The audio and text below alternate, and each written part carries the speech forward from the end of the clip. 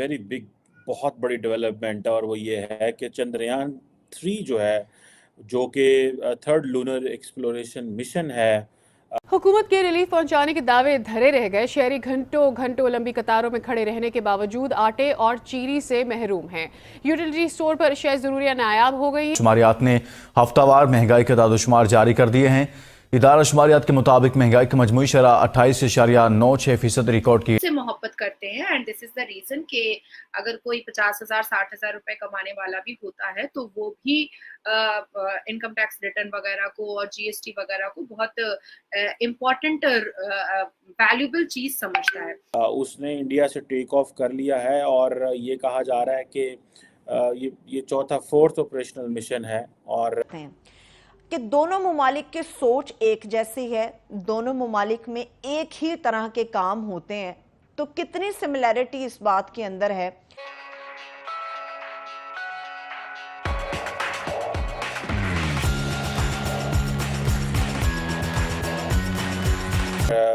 इसरो जो है वो कहा जा रहा है कि जो एक नई डायरेक्शन में इंडिया को लेके जा रहा है। ये बहुत बड़ी डेवलपमेंट है, और ये जो चंद्रयान है, there is a probability, there is a possibility कि ये तकरीबन 24 अगस्त तक जो है ये चाँद तक पहुंचेगा। और ज़ाहिर बात है, ये जो चंद्रयान 3 की जो जो इशू जो जो इसका मिशन है, वो ये है कि ये लैंड करे लूनर सरफेस के ऊपर, वहाँ से डाटा कलेक्ट करे, साइंटिफिक एक्सपेरिमेंट्स करे, और जो मून की कॉम्पोजिशन है उसको डिस्कवर करे बेसिकली। तो अगर मैं इसको देखूं तो इसके मल्टीपल फ़ायदे हैं। मून की कंपोजिशन चेक करना या डाटा कलेक्ट करना बहुत सारे और ममालिक कर रहे हैं, लेकिन जारी बात है ये इंडिया का एक्सक्लूसिव मिशन होगा। लेकिन देखिए, बैक इन 1970s जब इंडिया ने न्यूक्लियर वेपन टेस्ट किया था, तो that was a mission, that was a time जब इंडिया को एक मौका मिला कि वो ग्लोबल एलीट क्लब में बैठे जाके। उस वक्त अगर आपको याद हो कि बड़े थोड़े ममालिक थे जिनके पास न्यूक्लियर वेपन्स थे। आज अगर इंडिया ये करने जा रहा है और ये कर पाता है, तो आप ये इमेजिन कर लें कि ये एक बहुत बड़ी, जिसे वो कहते हैं ना, डेवलपमेंट होगी। इंडिया की स्पेस रिसर्च ऑर्गेनाइजेशन जो है, उसने काफ़ी देर से इसके ऊपर काम कर रहे थे, और ये अब आप देखें कि इसके ऊपर वो जिसे कहते हैं ना, एक एक एक नई डेवलपमेंट है, और ये बहुत सारी साइंटिफिक डिस्कवरीज कर सकता है जैसे मैंने पहले कहा। लेकिन मुझे ऐसा लगता है कि ये इंडिया का एक ग्लोबल इमेज बहुत उठाएगा। ठीक है जी। इससे पहले चंद्रयान 2 फेल प्रोजेक्ट हुआ था। ज़ाहिर बात है ये बहुत बड़ी एक्सप्लोरेशन है, पंजाबी कहते ने खाला ही दा घर नहीं है, ठीक है, जानते जाना। तो ये इंडिया अगर ये कर पाता है तो ये आप समझ लें कि इंडिया हिस्सा बन जाएगा अमेरिका का, चीन का, रशिया का। सोवियत यूनियन जब थी रशिया, तो तब दे डिड इट। सो अब आप इमेजिन करें, जिसे वो कहते हैं ना कि चौथा कंट्री होगा कि वो अपनी अगर ये कंट्रोल लैंडिंग जो है वो चांद के ऊपर कर सके। और एक तरफ आप देखें दिल्ली, नरेंद्र मोदी साहब फ्रांस बैठे हुए हैं। ये सिग्नलिंग इंडिया करता है, इंडिया की जो गवर्नमेंट है वो सिग्नलिंग करती है। और फॉर एग्जांपल क्या है जी कि जी वो मोदी साहब किधर हैं, मोदी साहब फ्रांस हैं, गेस्ट ऑफ ऑनर है। अच्छा अच्छा, पिछू क्यों है, पिछू जनाब वो चंद्रयान छाड़ता ना। ये है, this is what they have been doing. Doctor Jaishankar किधर हैं, डॉक्टर जयशंकर तो इंडोनेशिया बैठे हुए हैं।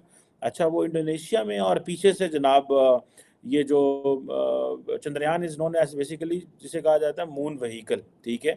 और इससे संस्कृत के अंदर ये जो जुबान के अंदर, अब ये जो इनका मेरा ख्याल है जो सतीश धवन स्पेस सेंटर है, वहाँ से आंध्र प्रदेश में, वहाँ से इन्होंने आज अभी 2:30 बजे के अरसा पहले, वक्त पहले इन्होंने इसको छोड़ा है। और बहुत सारी दुनिया वहाँ मौजूद थी, बड़ा कुछ था, और millions of people are watching. अगर मैं इस वक्त कहूँ कि इस वक्त ट्विटर के ऊपर सबसे ज़्यादा जो डिस्कशन हो रही है वो यही हो रही है कि Indian space research organisation ISRO ने चंद्रयान 3 जो है उसको जो है वो रिलीज़ किया है वो।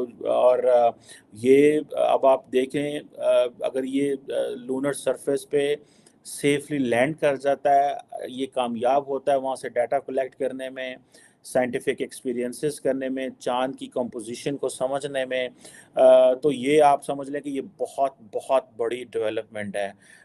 कि अवाम भी इसी तरह से बदहाल हैं।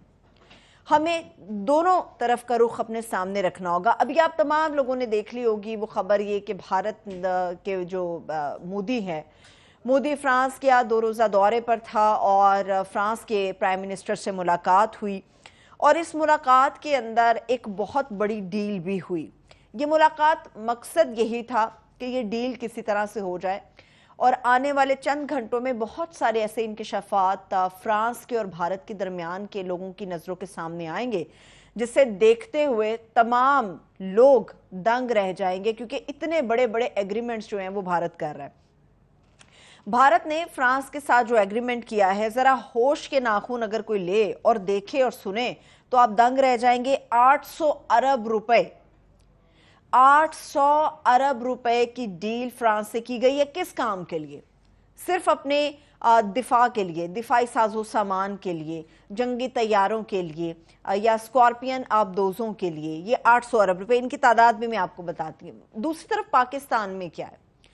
पाकिस्तान में भी यही है कि आप अपने अल्ले तल्लों के लिए अरबों रुपया रख सकते हैं, आप अपने प्रोटोकॉल्स के ऊपर करोड़ों रुपया खर्च कर सकते हैं।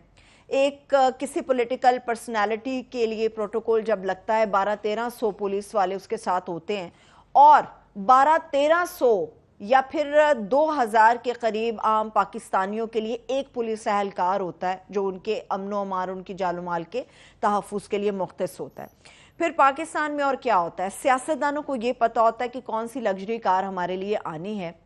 हमारे यहाँ क्या होता है? हमारे यहाँ ये कि आप नेशनल असम्बली में ना जाएं तो आप अपनी झूठी हाजिरी लगवा भी लेते हैं तो उसके आपको चंद हजार रुपए मिलते हैं। हमारे तो पॉलिटिशियन वो चंद हजार रुपए भी नहीं छोड़ते। देखिए, ये भारत एक ऐसी चीज है जहां पर जीरो बैलेंस पे भी अकाउंट खुला है।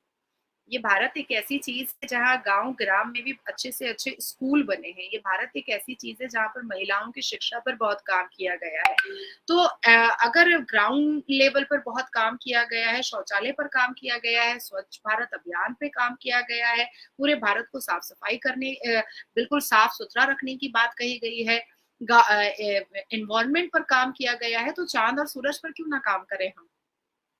ये तो बहुत जरूरी है ना। तो चंद्रयान 3 जो है ना, देखिए सबसे ज्यादा इम्पोर्टेंट जो होता है वो सॉफ्ट लैंडिंग होती है। जितना मुझे नॉलेज है इस हिसाब से सॉफ्ट लैंडिंग होती है। And this is really a very quintessential example कि 2 बार जब हमारे हिंदुस्तान ने इस चीज की कोशिश की थी तो कहीं ना कहीं थोड़े से हम पीछे रह गए थे। आज यूएस जैसा देश है और भी कई ऐसे देश है, चाइना आपका है, तो जो आका है आपके, वो लोग भी ऐसे मतलब टेक्निकल और डिजिटल चीजों पर बहुत काम किए हैं। और हालिया में हमारा यूपीआई और जितनी भी डिजिटल चीजें हैं वो काफी मेड इन इंडिया, काफी फेमस हुआ है। तो चंद्रयान को भी एक बहुत इंपॉर्टेंट रोल हमारे भारत के प्रधानमंत्री की तरफ से दिया जा रहा है। अब टचवुड के जो एक एम ऑन ऑब्जेक्ट लेकर के चला गया है उसको सफल हो, ताकि डिजिटली, ताकि इकोनॉमिकली, ताकि बड़े बड़े बिजनेस प्रपोजल्स पर हम और आगे बढ़ चढ़ करके हिस्सा ले सके। देखिए, जब भारत के लोग जब लुई विटॉन खरीदते हैं, जब भारत के लोग वर्साचे खरीदते हैं जो बाहर के ब्रांड है, तो आज भारत के लोग ये सोचते हैं कि भाई हम तो खुद ही मेड इन इंडिया है। कल तक बाहर के ब्रांड को हम लोग बहुत इम्पोर्टेंस देते थे, हम लोग बहुत वैल्यू देते थे।